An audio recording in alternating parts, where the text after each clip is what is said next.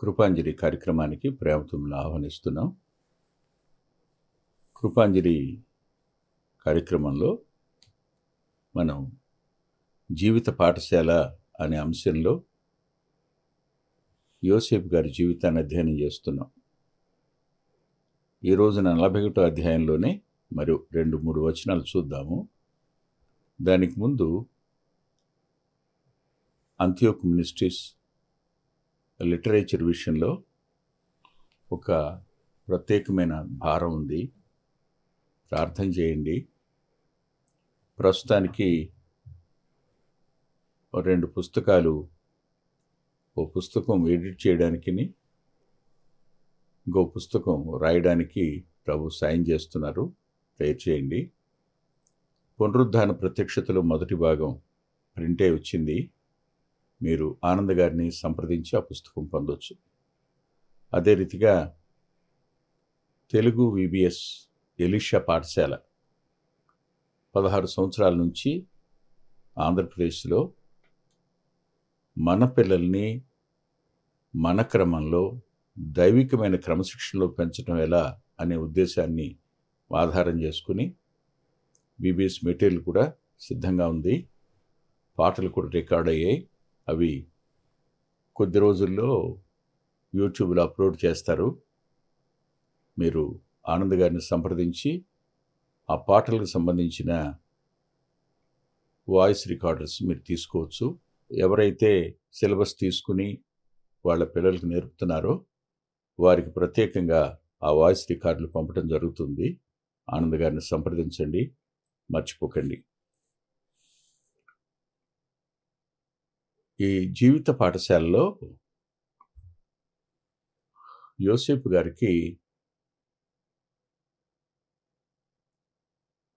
ఒక ఉన్నతమైన బాధ్యతను దేవుడే అప్పగించాడు. ప్రతి పరీక్షలోనూ నెగ్గుతూ వచ్చాడు ఆయన. ఆ స్థానానికి అతడు సమర్థుడు అని నిరూపితమైంది. అందువల్ల తగిన కాలంలో యోసేపును ప్రభు హెచ్చించాడు. సింహాసన విషయంలో తప్ప మిగిలిన అన్ని విషయాలలో సంపూర్ణమైన అధికారం యోసేపుకి ఇవ్వడం జరిగింది. 7 సంవత్సరాలు గడిచే కరువు కాలం ఆరంభమైంది. 7 సంవత్సరాలు పంట, ఆ పంట పడిన కాలంలో దేశానికి అవసరమైన ధాన్యాన్ని నిల్వ చేశాడు. ఇంకా ఆశ్చర్యం ఏంటంటే సూర్యచంద్ర నక్షత్రాదులు సహితం నమస్కరిస్తారు అనే మాటకు ప్రపంచం యావత్తు తల వంచి అతని వద్దకు వస్తుంది అనే అది కూడా నెరవేర్చబడడానికి తగిన కాలం వచ్చింది. సహజంగా మనుషులం పరీక్ష గుండా, శ్రమ గుండా, శోధన గుండా ప్రయాణం చేస్తున్నప్పుడు విలువిలాడిపోతాం. అనుమానం ఏం లేదు. కానీ అండి, ఆయన బలిష్టమైన చేతి క్రింద దీన మనస్కులే ఉండండి, ఆయన ఇచ్చించే వరకు అని.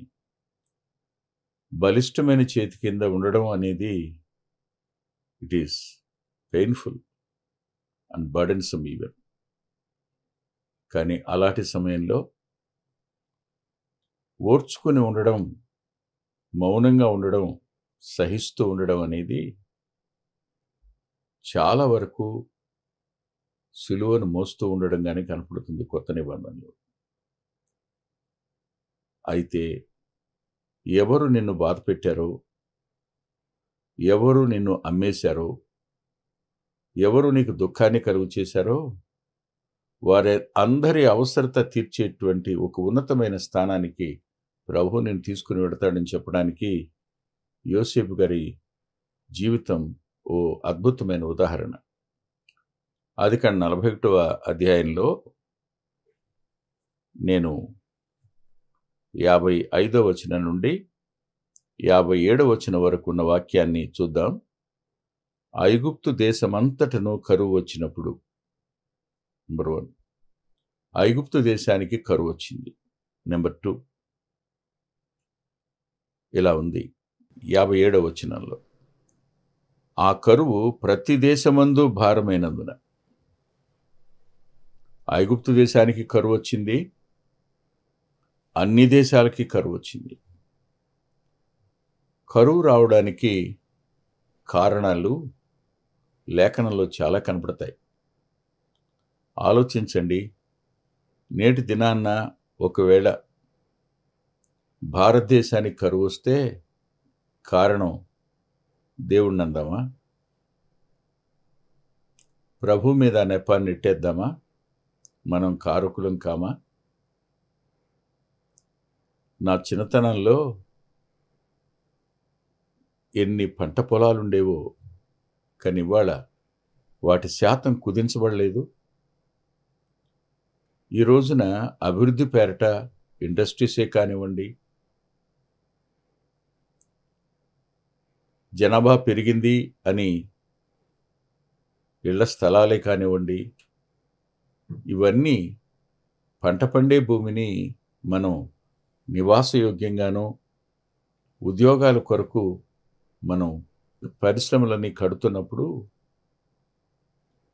ఖచ్చితంగా కరువు వచ్చే అవకాశం ఉంది. దానికి మనమే కారకులం అవుతాం, కాదని చెప్పలేం కదా. అయితే కరువుని అనుమతించిన వెనక దేవునికి ఉండేటువంటి ప్రత్యేకమైన ఉద్దేశాలు వేరుగా ఉంటాయి. అవి ప్రస్తుతానికి మనకు కనపడకపోవచ్చు, కానీ భవిష్యత్తులో స్పష్టంగా అవి అర్థమవుతాయి. మీరే ఆలోచించండి, ఆదికాండం 12వ అధ్యాయంలో కరువు వచ్చింది కదూ. కరువు వచ్చినప్పుడు అబ్రహాము ఐగుప్తుకు వెళ్ళాడు. రూతు గ్రంథం 1వ అధ్యాయం 1వ వచనంలో కరువు వచ్చింది, ఎలీమెలెకు కుటుంబం మోయాబుకు వెళ్ళింది. కరువు వచ్చినప్పుడు మనుష్యుడు తనకు తోచిన దిక్కుకు అతడు ప్రయాణం చేస్తాడు. దేవుని చిత్తం ఏమిటో కనుక్కుని అతడు ముందుకు వెళ్ళడు, ఆలోచించడు, ప్రభువుని సంప్రదించడు. కరువు రావడానికి గల కారణం ఏమిటి? అది పాలు తేనెలు ప్రవహించే దేశం అని దేవుడే వాగ్దానం చేశాడు కదా. మంచి దేశాన్ని ఇస్తానన్నాడు, పాలు తేనెలని ఆయన నిర్గమాకాండంలో రాస్తాడు. అయితే మంచి దేశాన్ని నీకు ఇస్తానని చెప్పి అబ్రహాంతో వాగ్దానం చేశాడు. నీకు కాదు, నీ సంతానానికి ఇస్తానని వచ్చిన తర్వాత చెప్పాడు. కానీ కరువు వచ్చింది. కరువు వచ్చినప్పుడు అబ్రహాం గారు విశ్వాస విషయంలో ప్రాథమికమైన అడుగులే వేస్తున్నాడు. ఇప్పుడు ఆయన ఐగుప్తు వెళ్ళడమో, భార్య చెల్లెని చెప్పడమో ఆయన మనం తక్కువ చేయడానికి కాదు వాడవలసింది. పసితనంలో, ఆత్మీయమైన పసితనంలో తప్పటడుగులు వేసే అవకాశం నీకైనా నాకైనా ఉంటుంది. కరువు ఎందుకు వచ్చింది వారి జీవితాల్లో అంటే, ఖచ్చితంగా దేవుణ్ణి అడిగి ఏం చేయాలి అని సంప్రదించి ఆయన వెళ్ళమంటే వెళ్ళాలి, ఆయన ఆగమంటే ఆగాలి. ఇది మనం నేర్చుకోవలసిన పాఠం. ఐగుప్తుకు వెళ్ళాడు, అవమానాన్ని తెచ్చుకున్నాడు. వీరు మోయాబుకు వెళ్ళారు, ఎలీమెలెకు కుటుంబం నష్టాన్ని కొని తెచ్చుకున్నారు. కరువులో దేవుడు మాట్లాడతాడు. కరువు మనతో దేవుని స్వరంగా మాట్లాడే అవకాశం కూడా ఉంది. మన కుటుంబాలకు కరువు ఉంది, మన ఆత్మీయ జీవితాలకు కరువు ఉంది, మన సహవాస జీవితాల్లోనూ కరువు ఉంది, కాదనలేం. కానీ మనం చేయవలసింది ఏమిటి? ప్రభు పాదాలను ఆశ్రయించడం కాదు. ఇది జరగనప్పుడు ఖచ్చితంగా కరువులో మనం నష్టపోయే అవకాశం ఉంది. మొదటి మాట. రెండవ మాట, ఆదికాండం 26వ అధ్యాయంలో కరువు వచ్చింది. అది ఇస్సాకు గారి కాలంలో. ఆ కరువు వచ్చినప్పుడు కారణం ఏంటి? దేవుణ్ణి అడిగి దేవుని చిత్తం మేర ఆ కరువు నుండి కాపాడబడ్డం అనేది జరుగుతుంది. కరువులో సమృద్ధినిచ్చేటువంటి దేవుడు ఆయన. అది మనం ఇస్సాకు జీవితంలో చూస్తాం. వెళ్ళొద్దు, ఇక్కడే ఉండు అంటాడు. అతడు ఆ సంవత్సరం అక్కడ పంట వేసి 100 ఫలం పొందాడని ఉంటుంది. అలాగే రాజుల గ్రంథంలో 2వ గ్రంథం 4వ అధ్యాయంలో కూడా కరువు ఉంది. అక్కడ కూడా దేవుడు ఎలీషా ద్వారా సమృద్ధి అయినటువంటి ఆహారాన్ని వారికి అందచేశాడు. కరువులో మనం దేవుని మీద ఆధారపడితే ఖచ్చితంగా ఆయన సింహపు పిల్లలు లేమి కలవై ఆకలిగొంటాయి కానీ సియోనులో నుండి ఆయన తన పిల్లలకు ఆహారం పంపుతాడు అనేది మర్చిపోకూడని సత్యం అది. నువ్వెక్కడున్నా ఆయన నీకు అన్నం పెట్టగలడు. ఎంత కరువు నడుమనున్నా నీకు ఆయన ఆహారాన్ని పంపగలిగిన సమర్థుడైన దేవుడు. ఊహించలేం మనం. నేను నా జీవితంలో ఒక విషయాన్ని మర్చిపోలేను. అది నేను మంచివాడిని అని కాదు, నేను గొప్పవాడిని కాబట్టి నా జీవితంలో జరిగిందని నేను చెప్పటం లేదు. ఇప్పటికి కూడా ప్రతి అవసరం దగ్గర ఆయన నిలబడతాడు. కరువు అనేది ఖచ్చితంగా ప్రతి కుటుంబానికి, ప్రతి వ్యక్తిగత జీవితానికి వచ్చే అవకాశం ఉంది. ఆ రోజు నేను ఉదయం బయలుదేరి మధ్యాహ్నానికి ఒక చోటుకి చేరుకున్నాను. ఉదయం ఏం తినలేదు, మధ్యాహ్నం కూడా ఏం తీసుకోలేదు. ఆ ఇంటికి వెళ్ళగానే ఆమె అన్నారు, కూర్చోమన్నారు. కూర్చున్నాను. మజ్జిగ తెచ్చిస్తానయ్యా, తాగుతారా అంటే తాగుతానమ్మా అన్నాను. మజ్జిగ కోసం వెళ్ళిన ఆవిడ మజ్జిగ కాదు తెచ్చింది, అన్నం తెచ్చింది. ఏంటమ్మా అన్నా. అయ్యా నేను లోపలికి వెళ్ళాను, మజ్జిగ చేయబోతున్నాను, అప్పుడు నాతో మెలని స్వరంతో ఎవరో మాట్లాడినట్టు అనిపించిందయ్యా. నా సేవకుడు ఉదయం నుంచి ఏమీ తినలేదు అని ఆ మాట. నేను గవ్వ అన్నం పెట్టుకొచ్చానయ్యా అంది. నాకు అనిపించింది, ఇది ఎలా సాధ్యం? ఏమో, దేవునికి అసాధ్యమైందే ఉంది. ఆయన ఆకలి తీర్చడానికి సమర్థుడు కదా. అవును, ఇస్సాకుని ఇక్కడే ఉండమన్నాడు. ఎలీషా ద్వారా చెప్పించాడు, రేపు ఉదయానికి ఎవల పిండి ఎవలు ఇక్కడ అమ్మబడతాయని. అంత కరువులో రేపు అమ్మబడుతుంది అని అంటే నమ్మేదెలా? అంత కరువులో భూమి నూరంతర పంట పండుతుంది అంటే ఎలా నమ్మేది? బావిచ్చాడు, బావి నుండి నీరిచ్చాడు. ఆ నీటి ద్వారా పంట పండడానికి ఆయన సావకాశం కలుగు చేశాడు. వాళ్ళందరూ సిరియా వాళ్ళు పారిపోయారు. వారు దాచుకున్న ఆహార పదార్థాలు షోములోను గుమ్మం దగ్గరికి వచ్చాయి. వారి కరువు తీరడానికి కారణమైంది. దేవుడు అనూహ్యమైన రీతిలో తన పిల్లల ఆకలిని తీర్చేవాడు. ఆ మాట మనకు ఒక చోట దొరుకుతుంది. దయచేసి మీరు నాతో పాటు రండి, కీర్తన గ్రంథం దగ్గరికి రండి. కీర్తన గ్రంథంలో 33వ అధ్యాయంలో ఇలా రాసింది లేఖనం.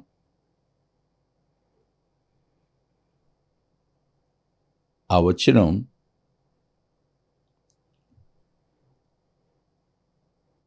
11, 12 వచనాలు. యెహోవా ఆలోచన సదాకాలము నిలుచును, ఆయన సంకల్పములు తరతరములు ఉండును. ఆయన సంకల్పాలు తరతరాలు ఉంటాయి. యెహోవా తమకు దేవుడుగా గల జనులు ధనిలు.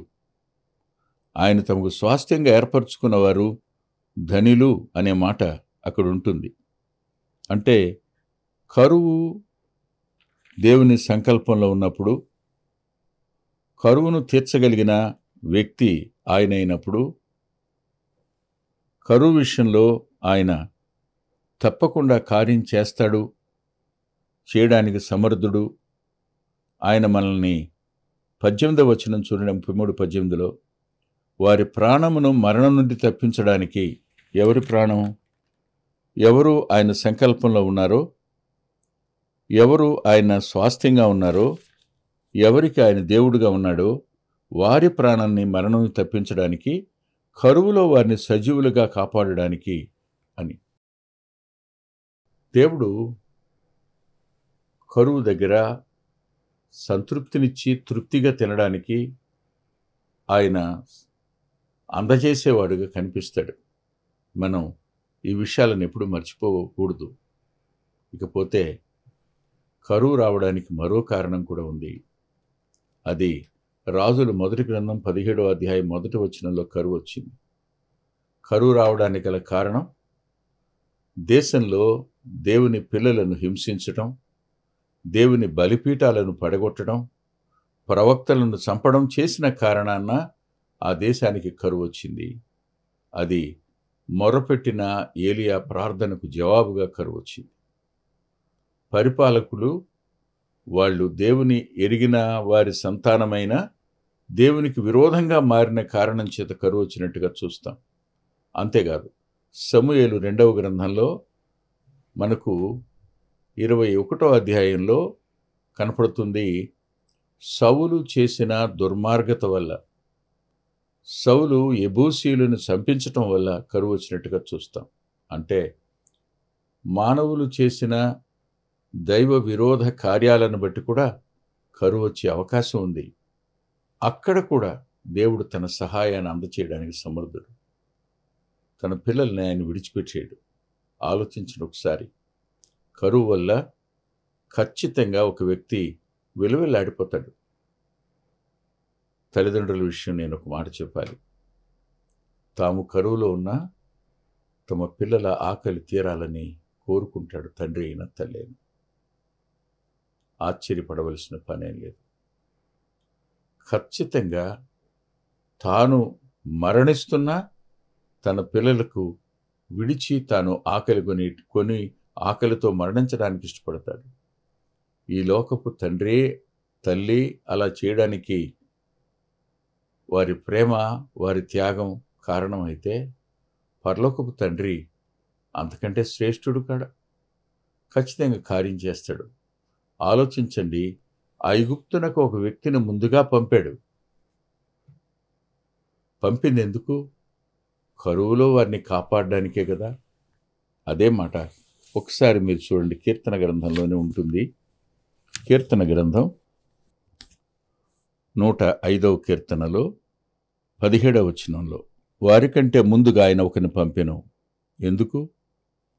16వ వచనం, దేశం మీదకి ఆయన కరువు రప్పించెను, జీవనాధారమైన ధాన్యమంతయు కొట్టివేశను, వారికంటే ముందుగా ఆయన ఒకరిని పంపెను.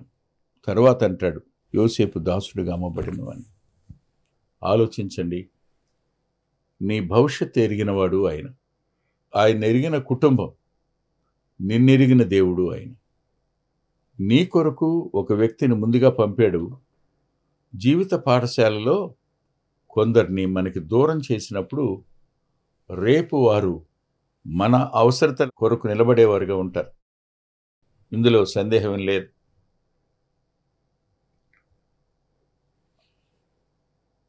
యాకోబు దుఃఖంలోనే ఉన్నాడు. ఆ దుఃఖ నివారణ అయ్యే టైం ఒకటి వచ్చింది.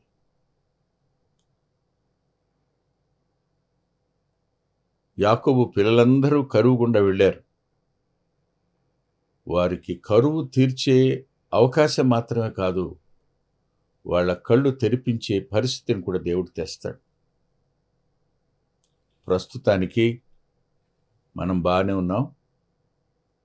మనకు అడ్డం ఉన్న వాడిని తొలగించుకున్నాం. మనం వాడిని అమ్మేశాం, వాడి అంగీకి రక్తం పూసాం అని అనుకుని ఉంటారు కానీ అన్నదమ్ములు, అదంతా దేవుడు రేపు వారిని సంరక్షించడానికి. అబ్రహాముతో ఆదికాండం 15వ అధ్యాయంలో నీ సంతానం 400 ఏళ్ళు ఒక దేశంలో ఉంటారు అని చెప్పడానికి ముందుగా పంపించిన ఒక దైవికమైన ప్రణాళిక. ప్రస్తుతానికి బాధగా ఉండొచ్చు, శోధనాభరితంగా ఉండొచ్చు, కన్నీటి గుండా వెళ్ళవచ్చు, లేని నిందను మోయొచ్చు, చెరసాల పాలు కావచ్చు. కానీ దేవుడు వాటన్నిటిలో తన సంకల్పాన్ని నెరవేర్చడానికి ఆయన సమర్థుడైన దేవుడు. ఇందులో అనుమానమేం లేదు. మర్చిపోవద్దు, కరువు వచ్చింది. కరువు ఐగుప్తులో భారంగా ఉంది. కరువు ప్రపంచ దేశాల్లో కూడా భారమైంది. అప్పుడు ప్రజలు ఫరో దగ్గరికి వెళ్ళారు. ఫరో దగ్గరికి వెళ్ళి ఇలా అడిగారు, ఆహారం కోసం మొరపెట్టుకున్నారు ఫరోతో. అప్పుడు ఫరో అన్నారు, మీరు యోసేపునొద్దకు వెళ్ళి అతడు మీతో చెప్పినట్లు చేయడని ఐగుప్తీయులతో చెప్పాను. యోసేపుకు ఫరో జపనత్ పనేహు అని పేరు పెట్టాడు, లోకరక్షకుడని.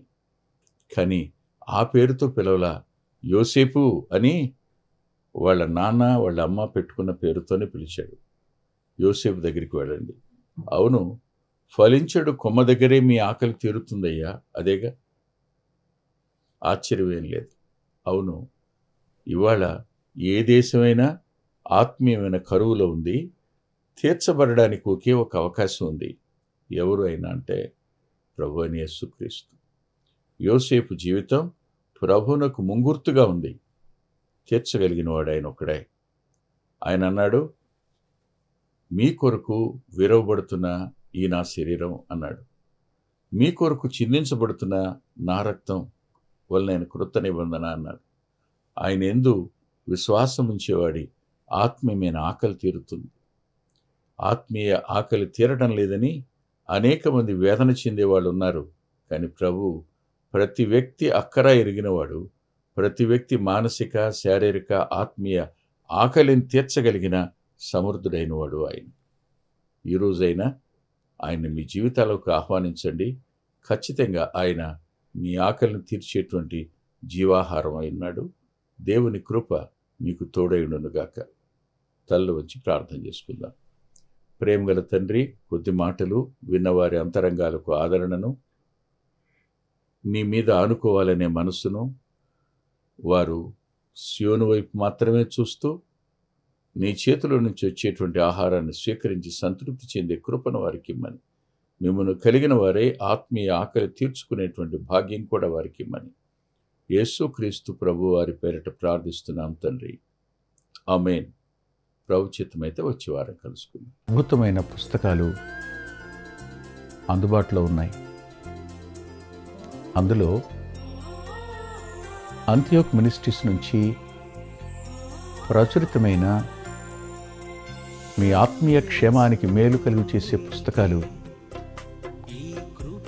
మీ ఆత్మలను దేవుని కొరకై ఉజ్జీవింప చేసే పుస్తకాలు, ప్రభువులాగా జీవించడానికి ప్రేరేపించే పుస్తకాలను దైవాత్మ సహాయంతో రాయటం జరిగింది. పిల్లల కొరకై చిత్రీకరించబడిన 5 DVDలు అందుబాటులో ఉన్నాయి. ప్రతి DVD పిల్లలను దేవుని కొరకు ఎంతగానో విశ్వాసాన్ని పెంపొందింపజేసేవిగాను, ఆసక్తిని కలిగించేవిగాను, ఆత్మలో ప్రభువుని హత్తుకునేట్టు చేసేవిగాను ఉన్నాయి.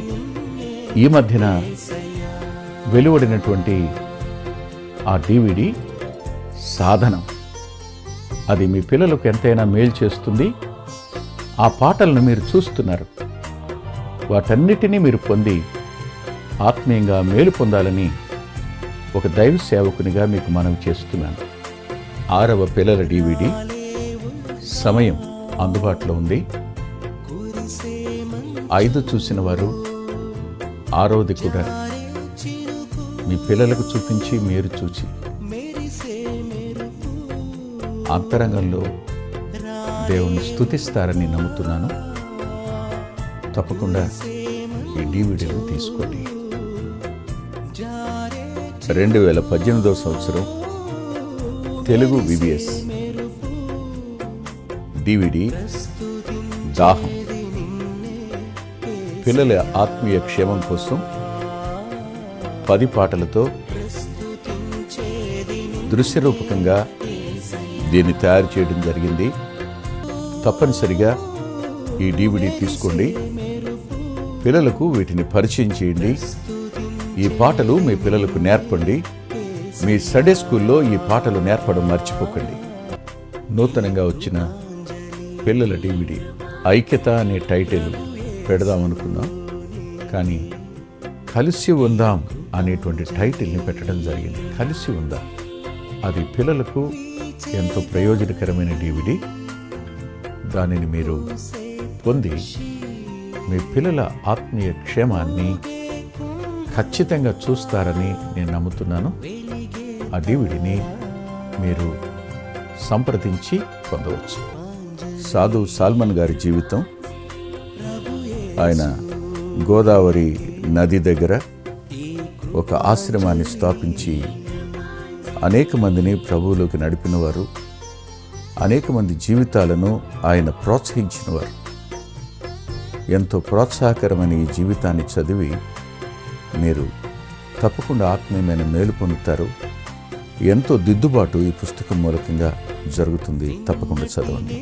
గత 30 సంవత్సరాలుగా, ఇది 31వ సంవత్సరం, క్రీస్తు సువార్త పత్రిక అనేక మంది ఆత్మీయ ఆకలిని తీరుస్తున్నటువంటి మాసపత్రిక. ఈ పత్రికను మీరు పొంది మీ ఆత్మీయ జీవితాలకు మేలు కలుగు చేసుకుంటారని హృదయపూర్వకంగా మీకు సిఫార్సు చేస్తున్నాను. గత 2 సంవత్సరాలుగా పిల్లల ఆత్మీయ క్షేమం కోసం సచిత్ర ద్విమాస పత్రిక నెలవంక వెలువడుతోంది. అనేక మంది పిల్లలు ఆత్మీయంగా మేము మేలు పొందామని వారి ఉత్తరాల ద్వారాను వ్యక్తిగతంగా కలుసుకున్నప్పుడు సాక్ష్యం చెబుతున్నారు. మీరు కూడా మీ పిల్లల కోసం నెలవంక పత్రికను మీరు పొందొచ్చు. అందుకొరకై ఈ క్రింద ఇవ్వబడినటువంటి ఫోన్ నెంబర్ని మీరు సంప్రదించండి. ప్రభు యేసు నీకే ఈ కృపాంజలి, ప్రభు యేసు నీకే ఈ కృపాంజలి. వీచే గాలి, కూసే పక్షి,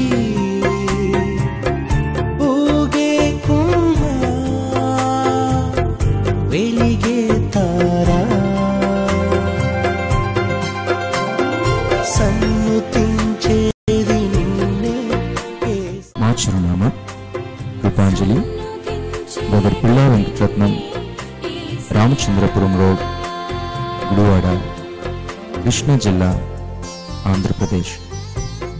hour address: Krupanjali, brother Pilla Venkataratnam, Ramachandrapuram road, Gudivada, Krishna district, Andhra Pradesh.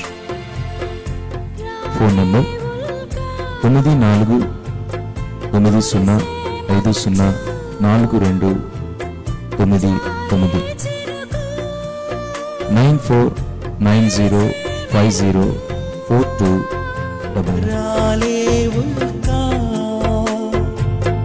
కురిసే మంచు,